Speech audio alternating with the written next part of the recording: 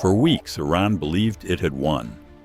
Fast boats swarming merchant vessels, drone swarms harassing tankers, naval mines scattered across shipping lanes like a death trap, an entire network of anti-ship missile launchers pointed directly at the throat of the global economy buried so deep underground that no conventional weapon could even touch them. Tehran looked at all of that and felt untouchable. Then the United States dropped a bomb that changed everything. Literally, 5,000 pounds of precision-guided destruction rained down on Iran's hardened coastal missile sites along the Strait of Hormuz. Not just any bomb, a weapon so new, so devastatingly capable that military analysts are still processing what its deployment actually means for every underground military facility on the planet. And here is what the headlines are bearing. This was not a warning shot. This was not a signal. This was the systematic dismantling of the most sophisticated asymmetric deterrent system a regional power has ever built. Iran never saw it coming. What just happened in the Strait of Hormuz is not simply the story of one military strike. It is the story of a strategic miscalculation that may have permanently destroyed Iran's most powerful leverage over the global economy. And the consequences of that single night are still unfolding in ways that will affect oil prices, global trade, and the balance of power across the entire Middle East for years to come. To understand what just happened, you first need to understand what Iran actually built along that coastline. The Strait of Hormuz is not simply a body of water. It is the jugular vein of the global energy economy. Roughly 27% of the world's entire seaborne energy supply passes through that one narrow corridor every single year. Oil tankers, liquefied natural gas carriers, container ships, all of them funneling through a waterway that at its narrowest point is only 21 miles wide. Control it, and you do not just control a shipping lane, you control the global energy market. Iran knew this, and for more than a decade, the Islamic Revolutionary Guard Corps executed a construction program along Iran's southern coastline that was designed to make that control permanent and unassailable. Tunnels bored 30 to 40 meters into solid coastal rock. Anti-ship missile batteries concealed behind natural terrain. Drone launch platforms embedded inside coastal inlets. Underground communication networks running entirely beneath the earth. Invisible to satellites. Invisible to radar. Invisible to everything. At the center of it all sat a layered, sophisticated long-range missile arsenal with no parallel among regional military powers. The Noor and Qadr anti-ship cruise missiles mounted on mobile truck-based launchers with ranges stretching from 12 miles to 186 miles. The Abu Mahdi cruise missile with a reported range exceeding 600 miles, extending Iran's threat envelope far beyond the strait and deep into the Arabian Sea. The Hormuz II and BACKFIRES, anti-ship ballistic missiles both equipped with satellite-assisted guidance systems capable of tracking and striking moving ships at ranges exceeding 180 miles. This was not a collection of weapons. It was a system. A layered, redundant, deeply buried system designed to make the entire Strait of Hormuz and its surrounding waters a no-go zone for any vessel Iran chose to target. Military strategists call the doctrine behind it anti-access area denial. The logic is elegant in its simplicity. You do not need to defeat an enemy navy in open ocean combat if you can make the waters near your coastline so lethally dangerous that no navy dares enter. You do not need to fire a single missile if the credible threat of firing one is enough to shape every diplomatic conversation and every military calculation your adversaries make about the Gulf.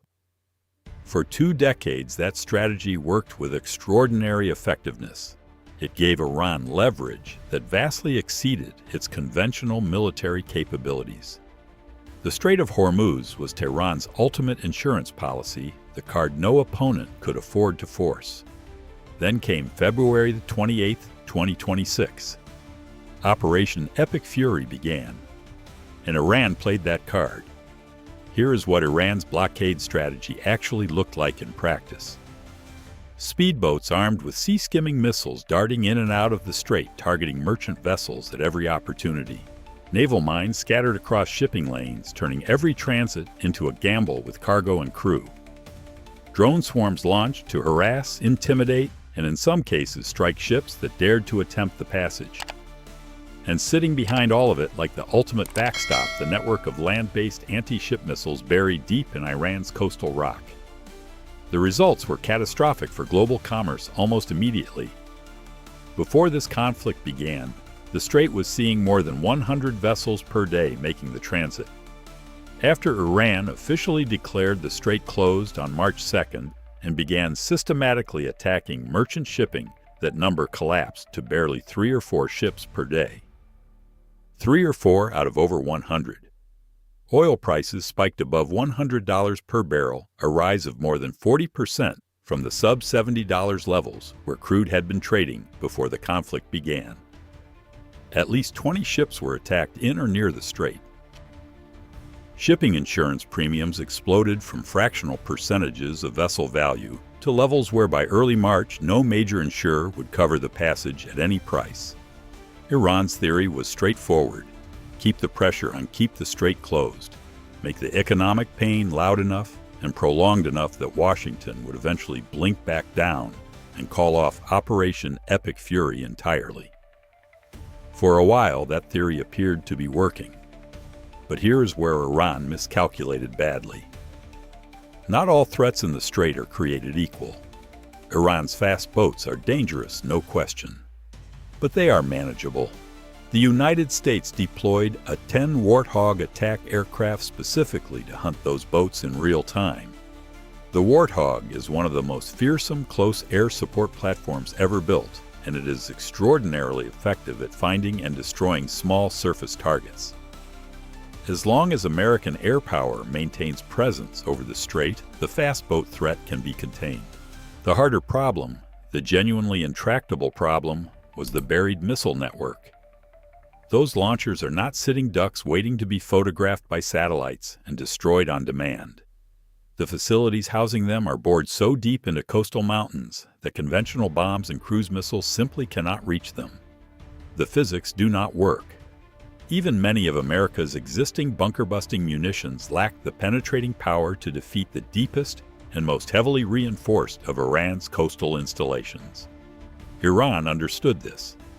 It had spent decades building and expanding its underground military network precisely because it knew that air superiority would belong to its adversaries in any future conflict.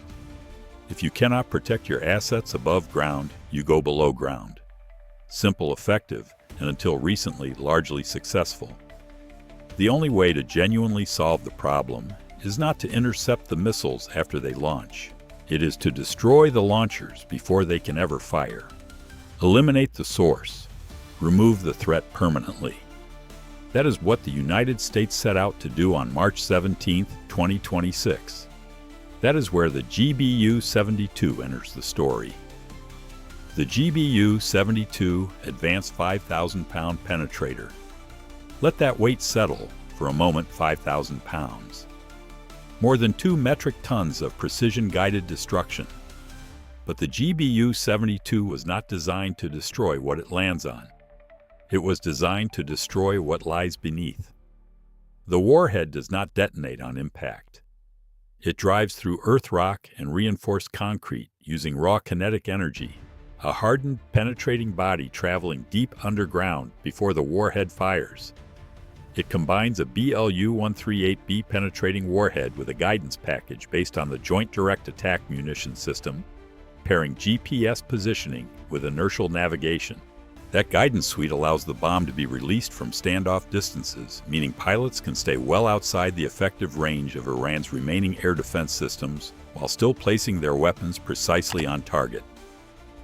The explosive fill inside the warhead is equally significant. The GBU-72 uses the same combination of AFX-7, 57, and PBXN-109. Explosive compounds found inside America's 30,000-pound massive ordnance penetrator, the largest bunker-busting bomb in the American arsenal.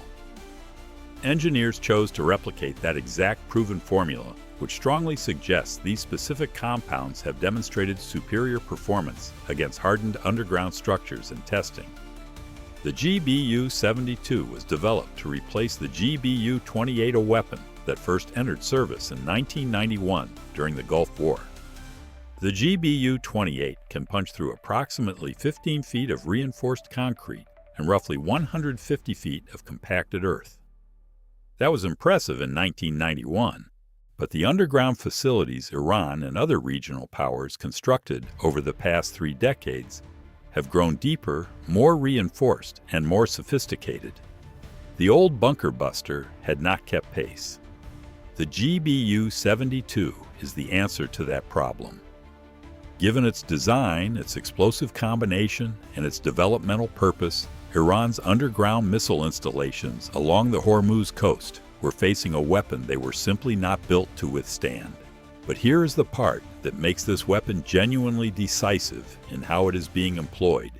You do not actually need to destroy an underground bunker to render it completely useless. An underground facility, no matter how deep and no matter how reinforced, still needs ways in and ways out. It needs tunnels connecting to the surface. It needs access points through which equipment, personnel, and missile launchers can enter and exit. Block those entrances. Collapse those tunnels. Seal those access points, and whatever is inside the bunker becomes irrelevant. It does not matter how well protected the launcher is if it can never get out to fire. The bunker becomes a tomb instead of a fortress. That is precisely the strategy the United States executed along the Strait of Hormuz coast. It did not necessarily need to reach the deepest point of every underground facility. It needed to destroy the infrastructure that makes those facilities functional.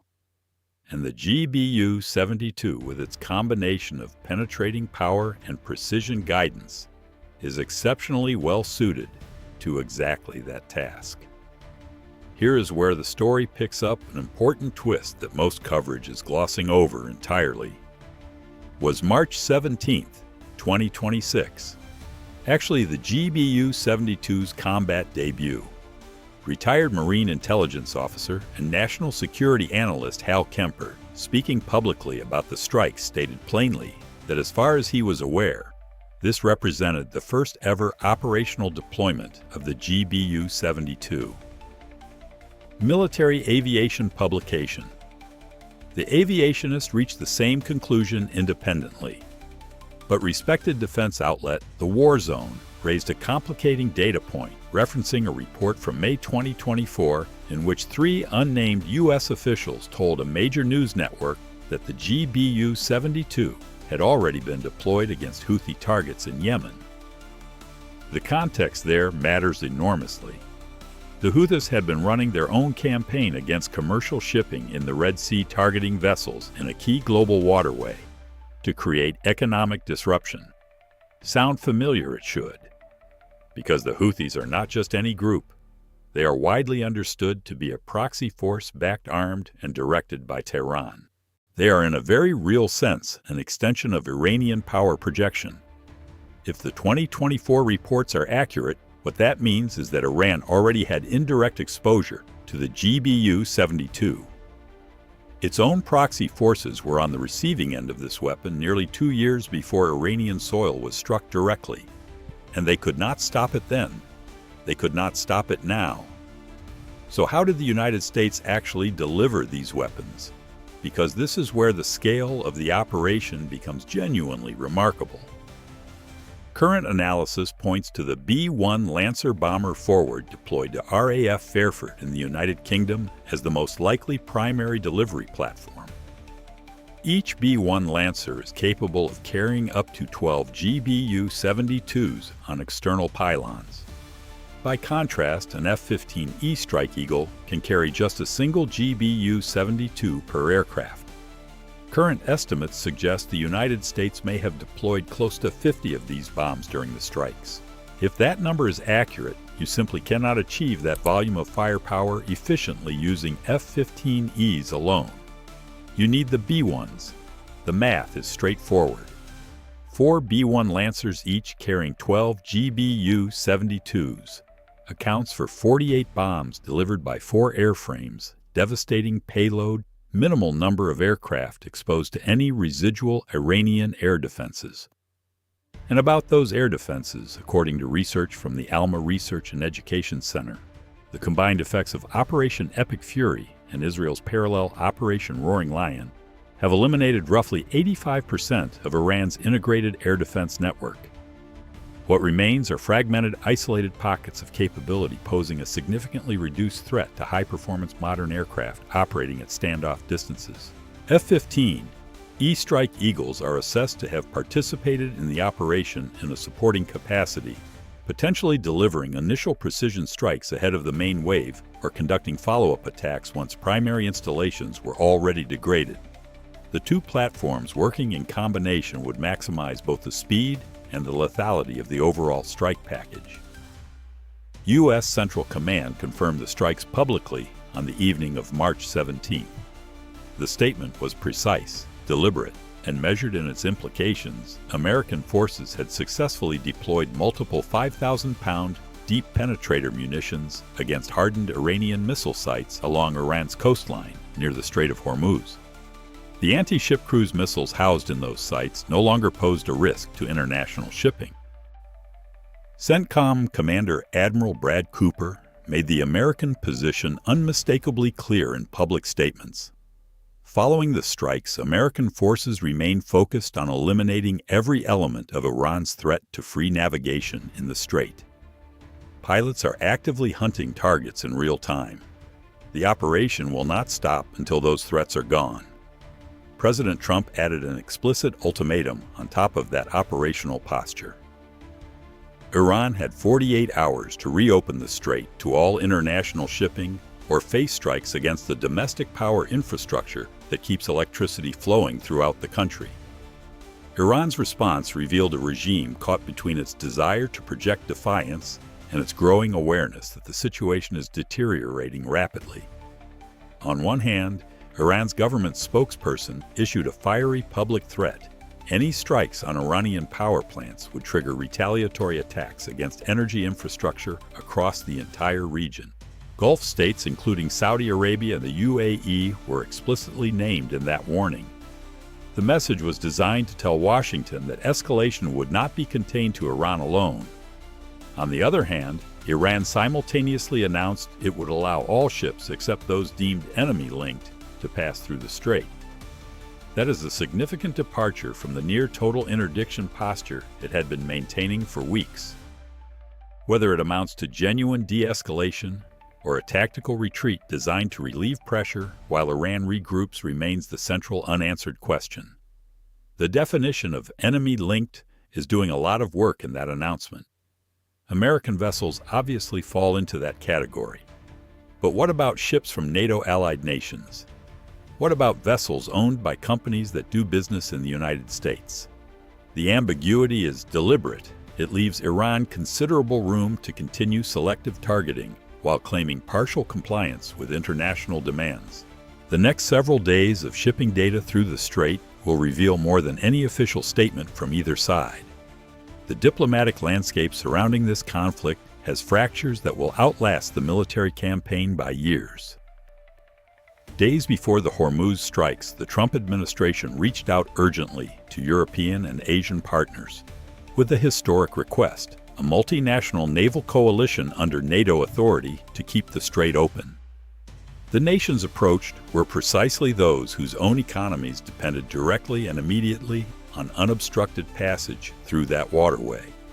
The response was a refusal that reverberated through every diplomatic capital on Earth.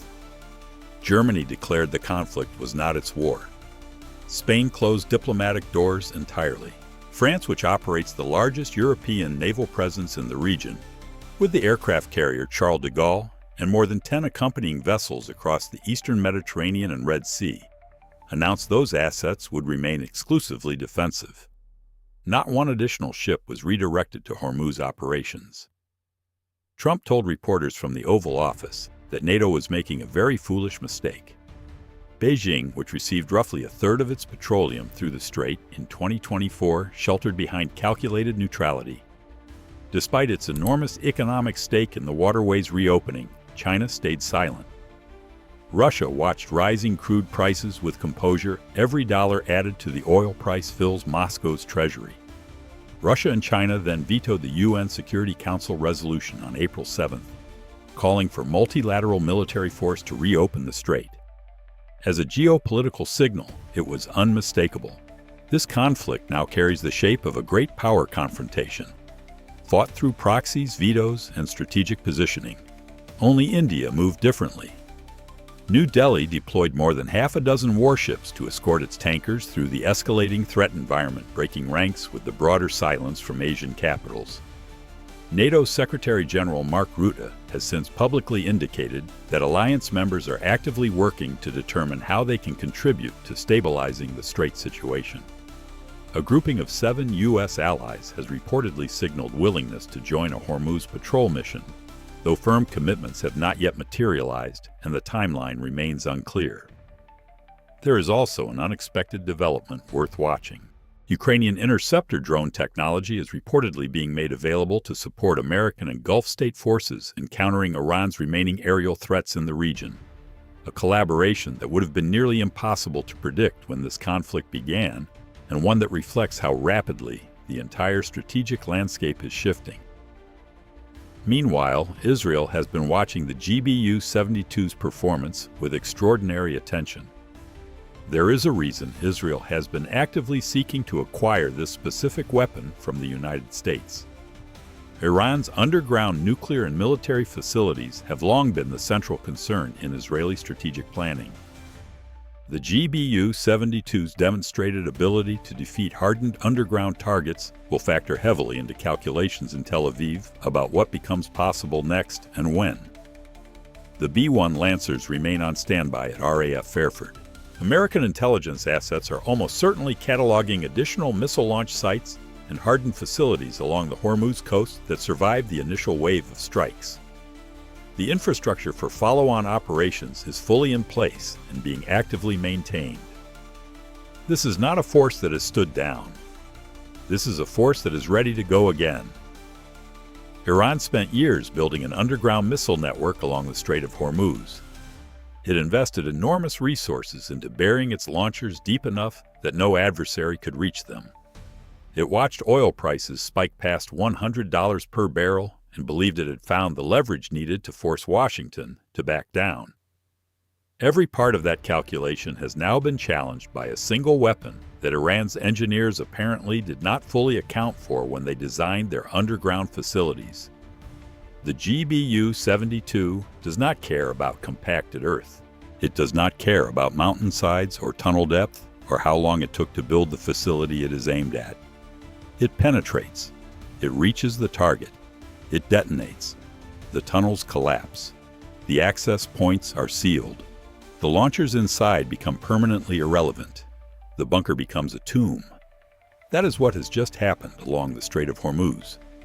Whether Iran chooses to genuinely de-escalate and reopen the strait to international shipping, or whether it doubles down and invites another wave of strikes, that decision will determine the next chapter of this conflict. But Tehran now knows something it did not know before March 17th. Its underground missile network is not the sanctuary it believed it was. The weapon specifically built to defeat it exists, has been used, and more of them are ready to be delivered at a moment's notice. The era of Iran believing it can close the Strait of Hormuz without consequence is over. The strait is not fully open yet, but the balance of power that kept it closed has been permanently altered, and the operation that altered it is not finished. The B-1s are still on the runway.